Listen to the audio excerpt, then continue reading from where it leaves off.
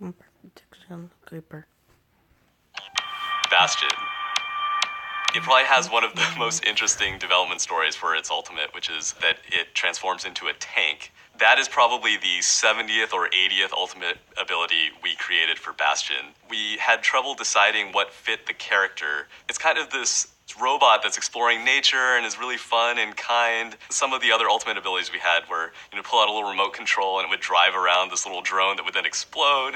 That doesn't seem quite right. One time it flew, and eventually we went back to the story of Bastion and said, what is this character? And the base idea is Bastion transforms. And so we thought, is there one more thing we could transform Bastion into? And ultimately, we ended up with a tank. We feel like that actually really fits the character, and the mobility that Bastion gets in that mode makes a lot of sense. Bastion is actually voiced by Chris Metzen, who is our creative director. He goes into the booth and we have this whole processing setup that transforms the sounds that he makes into kind of the beeps and the boops and the words. Chris will tell you that it's more like playing a musical instrument than a direct translation, and I always have fun with these sessions because I tell him to do stuff like, I need you to kind of sound scared, so maybe like a ooh, or something like that, and he'll have to yell to make sounds like that happen. So there's this big disconnect between what the sounds he makes and then what you ultimately hear are. And one of the hardest, most challenging things is to have Bastion make sounds musically. And once I had Chris do that the first time, I decided I loved it. So Bastion will hum Christmas tunes, he will hum kind of little musical notes, and that part is so hard for Chris to do because, again, he can sing something in tune, but it will not translate that way. And so I'll have him there trying to whistle the Overwatch tune for 10 minutes. Hanzo, he has an ultimate ability where he fires one arrow which summons a sort of spirit dragon that destroys everything in its path.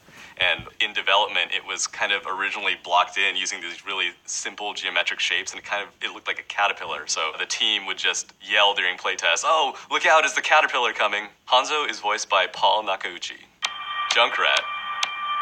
If you look at him from a design standpoint, you can see that he's lost limbs and his hair is literally on fire because he's just fearless when it comes to explosives. Junkrat is voiced by Chris Parson.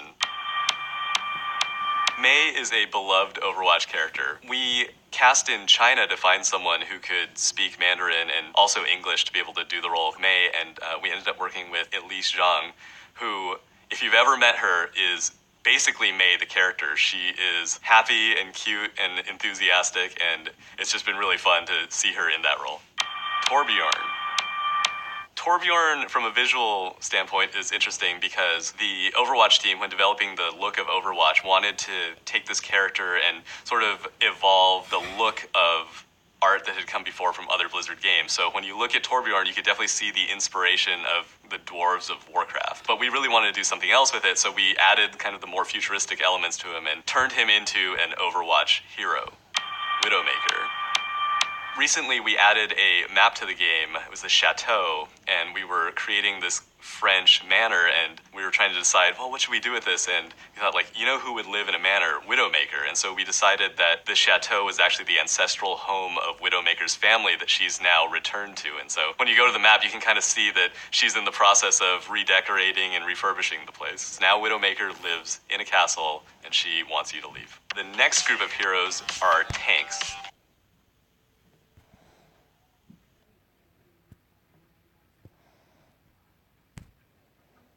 Okay, bye.